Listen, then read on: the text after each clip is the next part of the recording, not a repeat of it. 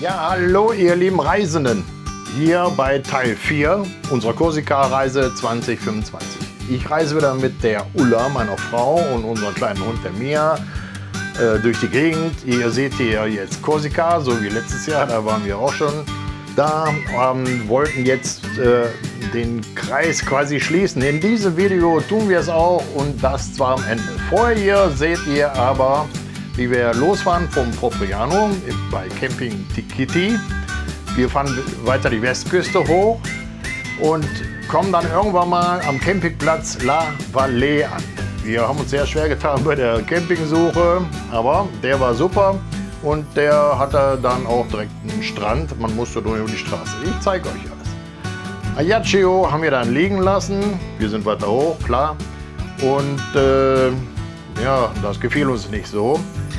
Und haben dann hinter einem Bergmassiv, man kommt da schlecht dran von der südlichen Seite, muss man einmal rumfahren, da sieht man dann den Plage der Arona. Der liegt so ein bisschen abgelegen, aber den können wir wirklich empfehlen. Richtig super.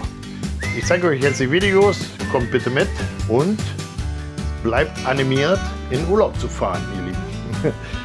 Habt Spaß!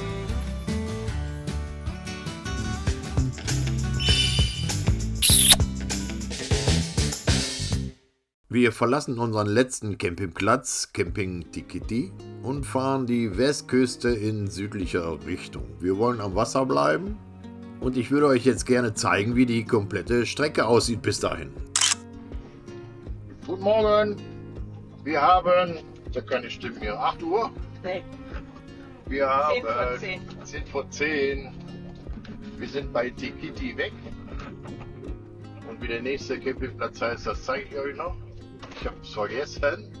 La Vallée heißt der. Und haben jetzt gerade alle Flüssigkeiten hier getauscht.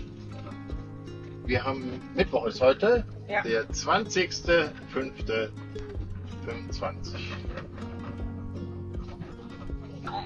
Zweite Ausfahrt. Jetzt hört euch mal an, was wir während der Fahrt für einen Mist erzählen. Das ist der Zipfel. Der hat so einen Zipfel, so eine Spitze. Oder Das ist ist schon ein jetzt eine Zipfel. andere? Die Seite ist das die Zipfel. Insel. Zipfel hin, Zipfel her. 3 große Zipfel. 3 tiefe Buchten.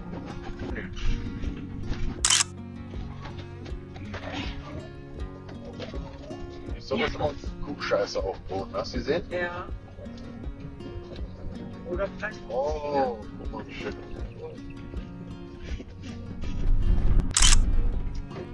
Egal. Wo ist jetzt Ajaccio? Da. Geradeaus quasi. Im Nebel. Das ist ein ganz tiefer Bucht hier. Oh. Hammer. Schon wieder einer macht Feuer. Oh. Ja, hier schon Freude. Das ist unser Strand. Guck mal hier vorne ans Wasser. Geil, ja. Die Ulla. Ja, jetzt sind wir auf jeden Fall da. Ihr habt schon während der Fahrt gesehen, der Himmel hat sich zugezogen und wir hatten super Wetter. Adresse vom Platz kommt gleich. Ja, Leute, wir sind auf dem Campingplatz und wir haben mieses Wetter. Aber auch schön, ne? Hat irgendwann. Ja, es regnet. Bis Habt vor ihr 10 gesehen? Minuten haben wir noch draußen gesessen. Ja. War zwar jetzt kein strahlender Sonnenschein, aber Jetzt haben wir eine coole Wetter-App und haben gewusst, das fängt jetzt an, schnell alles rein. War genau zeitig alles drin. Ja, und jetzt haben wir Glück. Draußen stehen wir genau zwischen 2 Bäumen hier und haben Satellitenempfang. Oder auch nicht. Der hört an zu mal auf. Ne, schön hier. Ich zeige euch mehr. Ach übrigens, wir haben nicht Mittwoch, wir haben Dienstag. Dienstag, oder? Wir haben einen Tag jetzt Urlaub gespart. Quasi. Aber nur, wenn wir zu Panne waren und zu merken, welcher Wochentag. So, heute haben wir aber Mittwoch. Wir haben 9:44 Uhr und den 21. Mai 25. Wir sind hier auf dem Campingplatz La Vallée und haben sehr schön übernachtet. Schön ruhig, ne? Mhm. Da oben ist das Waschhaus. Das ist handwerklich, tja, aber sauber und stinkt nicht. Da vorne ist das Meer. Und jetzt chillen wir hier ab. Und ich weiß noch gar nicht, was wir heute machen, Musi. Haben wir noch nicht abgesprochen. Nee. Wir gehen irgendwie zum Wasser, ne? Mhm. Ja, haben wir dann später auch, aber zuerst die Kosten. Die Straße, die hier den Plage trennt zum Campingplatz, die ist nicht stark befahren und stört auch überhaupt nicht. Ne, eher steht man hier in der Natur. Wir hatten hier 2 Übernachtungen, die waren super und haben knapp 50 € bezahlt in der Nebensaison. In den Gesamtkosten hier übrigens ist die Rückfahrt der Fähre schon drin. Obwohl ich muss sagen, die Spritkosten, die werden am Ende komplett hinzugerechnet. So, aber jetzt erstmal zum Strand, bevor ich euch den Campingplatz zeige.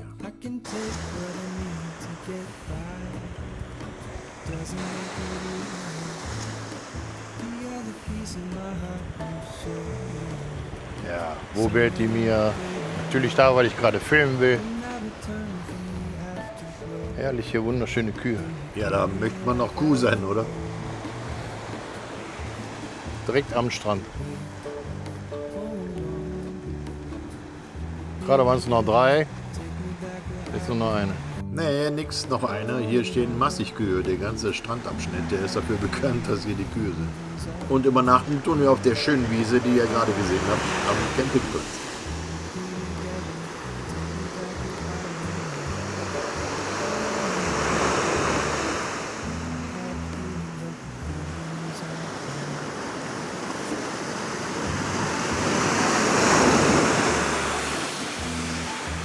Das Meer hat einen super Sound.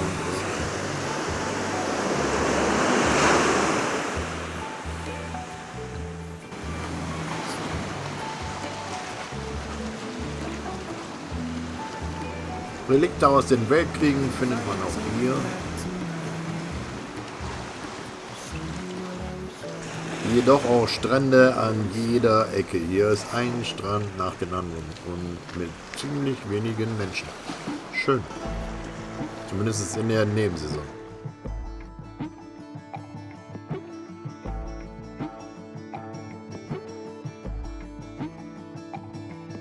Wir heben ab, damit ich euch die Gesamtansicht zeigen kann.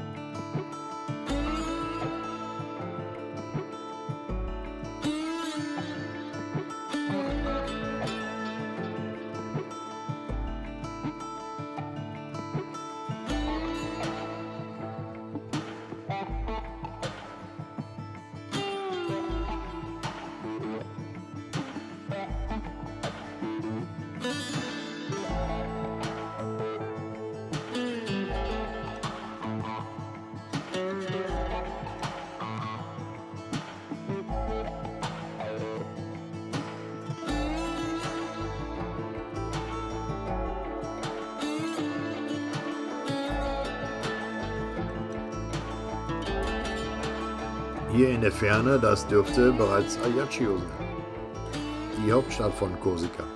Und hier nochmal der Blick auf den Campingplatz. Diesen zeige ich euch jetzt was näher. Ich mache noch ein kleines Campingvideo. Wir kommen gerade von unserer Tour. Da vorne ist der Strand. Hier könnt ihr Wäsche waschen. Ja, das ist wohl hier so ein... Ich weiß gar nicht, ob hier die Wasserhähne funktionieren. Ja. Weil das andere Waschhaus, das zeige ich euch jetzt, da stehen wir genau vor. Da vorne steht unser Kakadu. Das sind nochmal Wohnmobilstellplätze hier. 1 bis 5. Hier links die Wiese, wo die Kühe übernachten. Wir dürften da vorne jetzt auf 8 stehen, also sind noch 2 Plätze vor uns.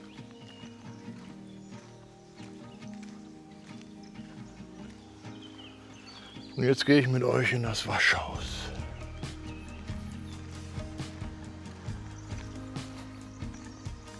Da hinten steht der vorletzte Camper. Ja, alles handwerklich, aber sauber. Also man muss sich hier nicht ekeln. Ist aber alles schon in die Jahre gekommen. Vom Preis her finde ich aber erst rein. Wo kannst du schon so schön am Meer stehen und keine 50 € für 2 Nächte bezahlen. Ich fange mal an mit dem Chemieklo. Das ist hier um die Ecke. Schaut, mir geht noch eine Treppe hoch. Chemietoilette mit fließendem Wasser. Hier sind Duschen. Jetzt sind nur Blätter hier. Aber die sind sauber. Was mir nicht gefällt ist, die sind eng. Warmes Wasser, das dauert 100 Jahre, ehe das da ist. Und keine vernünftige Ablage. Ansonsten ist mir das wurscht, wenn er was älter ist. Klo ohne Toilettenpapier und ohne Klobrille. Die Toilettensituation ist so auf Korsika allerdings üblich. Ja, so viel dazu. Das ist die Lagekarte.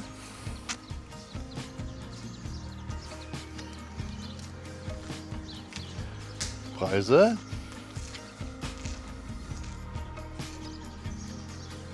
Und hier die Chalets.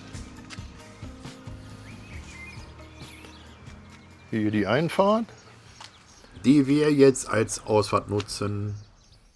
Ja, der nächste Tag. Wir fahren ab. La Vallée. Hier ist eine heiße Kurve von links. Die Ausfahrt ist ein bisschen twiggy. Wir fahren weiter in nördliche Richtung. So gut es geht an der Küste entlang. Wieso so gut es geht? Weil die Westküste ist sehr zerklüftet. Hier auf der Animation sieht man das sehr gut. Wir verlassen La Vallée und fahren von Bucht zu Bucht.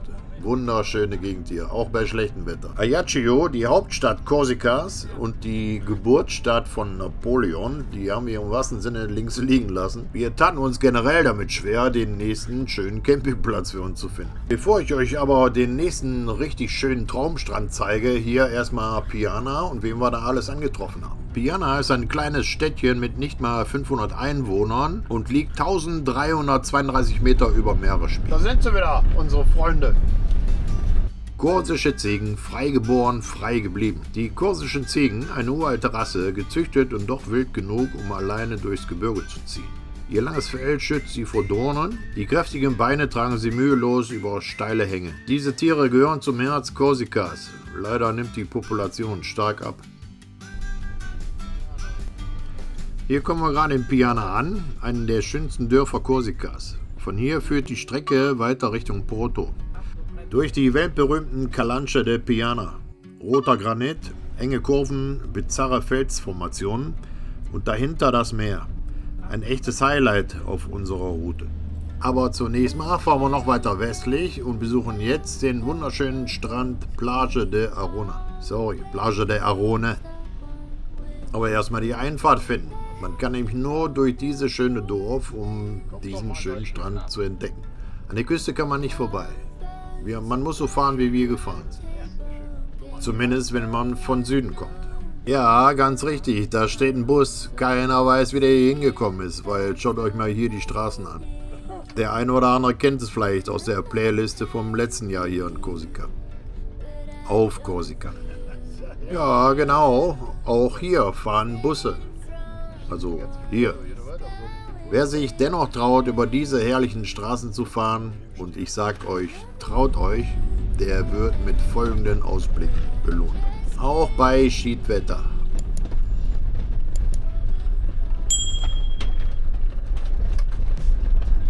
Das müsste die Bucht von Porto. Ja, und das ist die Bucht von Porto. Grandioser Ausblick. Wir konnten uns gar nicht satt sehen. Auch auf der Rückfahrt nicht. Wir haben Bilder gemacht ohne Ende. Auf die Straße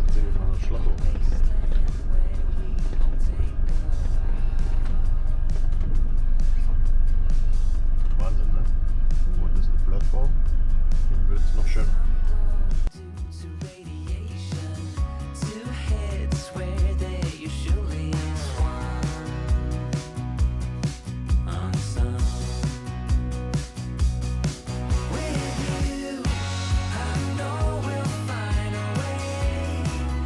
Sieht richtig klasse aus, oder? Ja, will man zum Plage de Arona, muss man über diese Hochebene hier. Von der anderen Seite kamen wir ja nicht dran. Warum, zeigen wir euch gleich. Da vorne ist er übrigens schon, der Plage de Arona.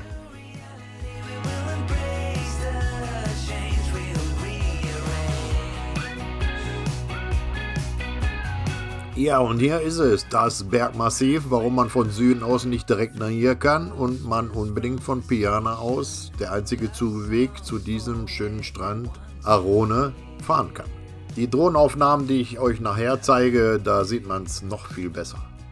Super Vorteil, schön abgelegen hier. So, das ist schon der Zuweg zum Campingplatz und zum Meer. Nach 200 Metern biegen Sie rechts ab, dann Ankunft. Eine ganz enge Einfahrt. Ja, da muss ich... Ist doch richtig, ne? Ja, warte, ich mache ein Foto.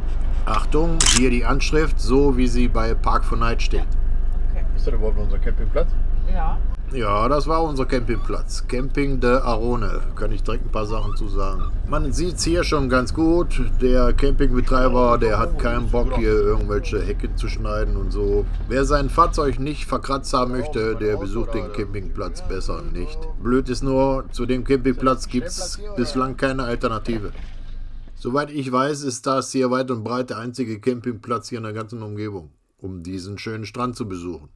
Übrigens auch Kastenwagenfahrer, weil mein Kakadu ist nicht wesentlich größer als so ein Bus. Manche Busse sind noch größer, sind nicht davor gefeit, hier keine Kratzer sich auf ihr Fahrzeug zu holen. Ich hoffe, dass da hinten ein Ausgang ist zum Strand, weil wir fahren gerade Richtung Strand.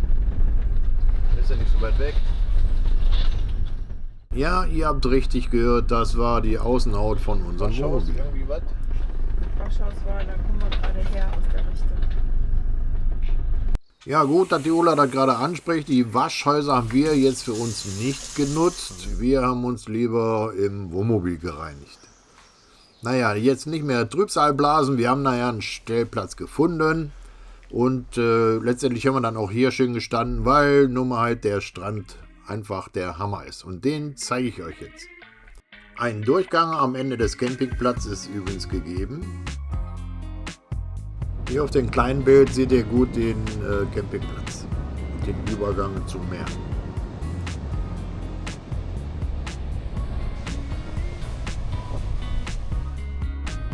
Hier seht ihr am allerbesten, wie das Bergmassiv hier weit ins Meer reinragt. Und hier unter uns der Campingplatz. Irgendwo da unten stehen wir. Plage d'Arone, wo das Meer flüstert und die Felsen Geschichten erzählen. Fern von allem, was laut ist, nur Wind, Salz und dieses Gefühl von Freiheit.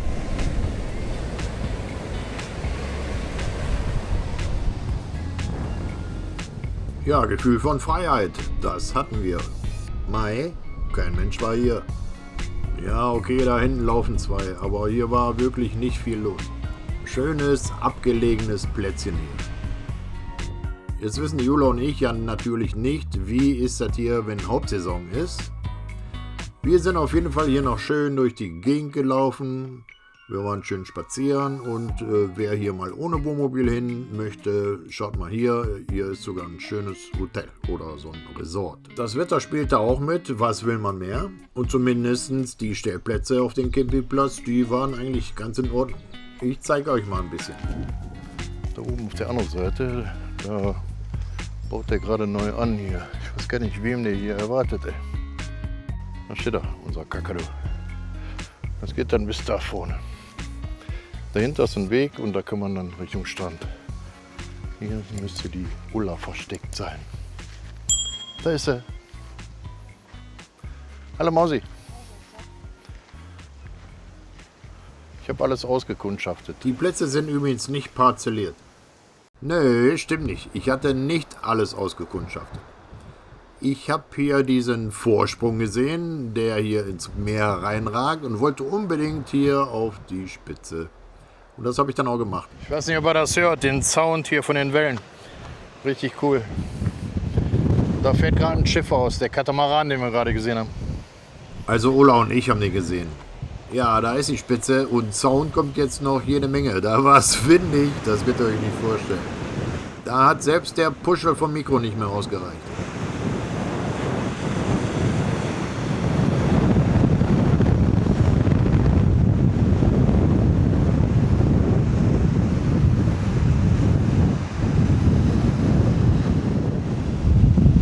Fantastisch.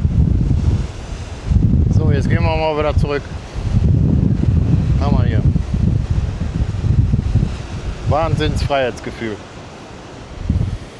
Ihr habt's gesehen, Leute. Ich Leichtgewicht wäre fast weggeflogen. Nee, ich muss gestehen, ich hatte schon ein bisschen Muffen, aber war phänomenal.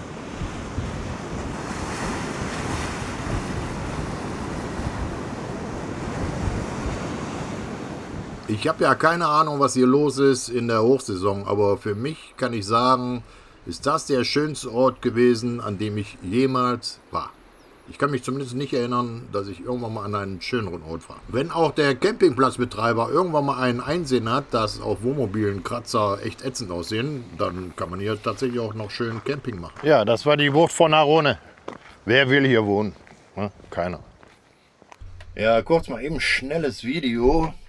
Die Uli war gerade bezahlen. Wir haben alles soweit fertig und wir fahren jetzt gleich hier den Berg hoch. Wir zeigen es euch. Wir hätten 52 € bezahlen müssen für 2 Nächte und haben nur 50 bezahlt. Ja, aber ich hatte leider keine 2 Euro, wollte gerade wieder rausgehen, sagte, nee, ist okay. Ja, und da war ein anderer als da, wo wir gekommen sind, genau. Aber den haben wir euch auch nicht gezeigt. Okay, wir zischen jetzt ab und ich zeige euch die Rückfahrt. Die wird schon spektakulär. Ja, hier die Animation der Route. Wir fahren zurück wieder bis nach Piana, aber vorher an der Küste vorbei und mit schweren Herzens nochmal ein Blick zu dieser schönen Ecke. Das war richtig schön hier. Arone, Plage der Arone. Müsst ihr euch merken, klasse. Wenn ihr ein verkratztes Wohnmobil haben wollt, ist das hier die Top-Ecke. In der Ferne nochmal den klasse Strand zu sehen. Wir fahren wieder über die Höhenstraße an der Bucht von Porto vorbei und schleichen so langsam in Ortseinfahrt Piana ein und treffen da die Dorfjugend an. Das sind hier diese Dörfer, wo die Menschen 400 Jahre alt werden. Kein Wunder bei so einer schönen Gegend. Das ist die Dorfjugend. Ja, Korsika halt, ne? Wunderschön hier. Urlaubsinsel ohne Industrie. Herrliche Luft. Hier ist tatsächlich der Puls noch ein anderer. Also wahrscheinlich ein besserer. Würde ich damit meine, Stress frisst auf, oder? Wie dem auch sei. Hier an der Kirche von Piana, da fahren wir jetzt auf jeden Fall die Straße weiter Richtung Porto. Diese Strecke ist dann noch kurvenreicher und noch enger als die anderen hier. Aber dafür phänomenal schön. Warum? Weil die Strecke, die geht durch den Calanches de Piana. Ja, wir sind schon mittendrin. Ja, entschuldigt, mein Französisch ist ein bisschen eingerostet. Ja, und die zeige ich euch jetzt. Die sind wirklich der Hammer. Boah, ist das schön hier. Die Calanches de Piana, ein Ort, an dem Stein zu Flamme wird. Hier hat die Erde nicht gebaut, sie hat geatmet. Wind, Meer und Zeit haben Felsen geformt, die aussehen wie Gesichter, Tiere, Liebende, die im Moment der Leidenschaft versteinert sind. Man erzählt, der Teufel selbst habe diese Landschaft geschaffen, aus Liebe zu einer Frau aus Piana. Als sie ihn abwies, brannte er vor Wut, schleuderte Feuer in die Berge und ließ sie in bizarren Formen erstarren. Und doch, wenn die Sonne untergeht und die Felsen rot aufglühen, scheint diese Liebe noch immer da zu sein. Wer hier entlang fährt, fährt nicht einfach durch Gestein. Er fährt durch eine Geschichte aus Feuer, Schmerz und Schönheit. Die Calanches sind wie ein schlafender Drache über dem Meer. Jeder Windstoß, jeder Sonnenstrahl erweckt sie neu zum Leben. Und irgendwann, wenn du mitten in dieser roten Stille stehst, begreifst du. Die Erde war hier einmal wilder, mutiger, vielleicht sogar verliebt. Ja, Figuren in Felsen. Jetzt seid doch mal ehrlich, das sieht doch aus wie der Osterhase da oben links, oder? Geologisch gesehen sind die Calanches über 300 Millionen Jahre alt. Granit, vom Wind und Meer über Jahrtausende zerfressen, hat diese fantastischen Formen geschaffen. UNESCO-Weltnaturerbe. Aber das klingt fast zu nüchtern für diesen Ort. Hier riecht es nach Pinien und Salz, Möwenkreisen. Und wenn du mit dem Wohnmobil durch die Serpentinen fährst, hängt die Straße teils wie ein Band an der Felskante. Jeder Meter ist Drama pur. Naja, Drama pur, also meine Kira sollen wir nicht übertreiben. Ne? Aber auch sowas, wie da jetzt folgt, kann hier natürlich passieren. Ne? Jo, ey. Nee, Leute, jetzt mache ich Drama. Ich mache mir nur einen Spaß draus. Wenn dir mal Greg entgegenkommt, dann einfach rückwärts fahren, gucken, dass keiner hinter dir ist und dann geht's auch schon wieder weiter. So, für uns drei kommt jetzt ein sehr spannender Moment. Und zwar in Folge von 2 Jahresurlauben auf dieser Insel hier, und ihr habt es vielleicht gerade schon in der Animation gesehen, gibt es jetzt was zu feiern bei uns, weil wir haben die Insel umrundet, Leute. Ja. Die Brücke. Und Leute, jetzt genau hier an dieser Stelle schließt sich der Kreis für uns. Links ist die Brücke und hier fahren wir jetzt auf die D84, hier in das Restaurant. Könnt ihr euch an unseren Videos erinnern. So ist es. Jawohl, könnt ihr alles auf meinem Kanal sehen, alles in Video festgehalten. Ich habe euch noch gar nicht verraten, wo wir jetzt nach diesem feierlichen Moment überhaupt hinfahren. Das zeige ich euch jetzt mal eben. Wir fahren durch die fantastische Spelunka-Schlucht und fahren ins Landesinnere nach Korte. Da haben wir auf einem wunderschönen Campingplatz 2-mal übernachtet und die Stadt besucht. Und auf dem Weg dorthin hatten wir wieder Stau. Wieder Ziegen und Kühe. Und so. Ich zeig's euch kurz. Jetzt sehen wir alle Ziegen hier. Guck mal, wie schön die hier trampeln. Die Ziegen sind super, oder? Nach Korte haben wir an der Ostküste noch 2 Campingplätze besucht. Der eine ging, der andere war besser. Wir zeigen es euch. Aber bevor wir an der Ostküste waren, haben wir noch die Ponte Nuovo besucht. Dort fand die alles entscheidende Schlacht mit Pasquale Paoli, als Korsika die Unabhängigkeit verlor, statt. Das hier ist nicht die Ponte Nuovo, das ist irgendeine Brücke in Korte. Die hat sicherlich auch einen Namen. Nee, man kann es sich nicht vorstellen, aber pure Natur mitten in Korte. Der Campingplatz, der hieß Restronica und so heißt auch das kleine Flüsschen hier, wo ich gerade mit der Drohne drüber fliege. Das ist die Rückseite von der Rezeption von dem Campingplatz. Hier rechts steht unser Wohnmobil, wir standen direkt am Wasser.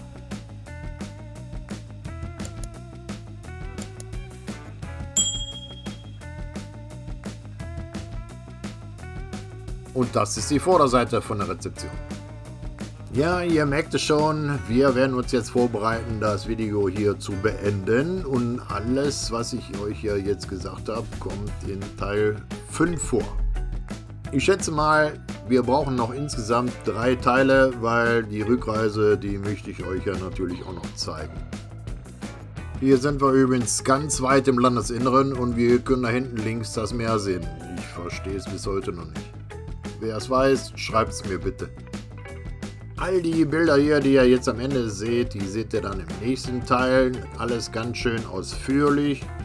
Spelunka-Schlucht, Campingplatz.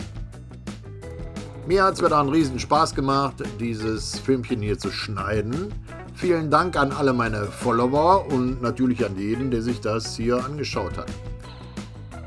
Wer möchte, liken oder eventuell abonnieren. Abonnieren kostet übrigens nichts. Kann man hier jetzt gleich am Ende. Übrigens auch einen herzlichen Gruß von Ulla und von der Mia. Tschö, Freunde. Prost!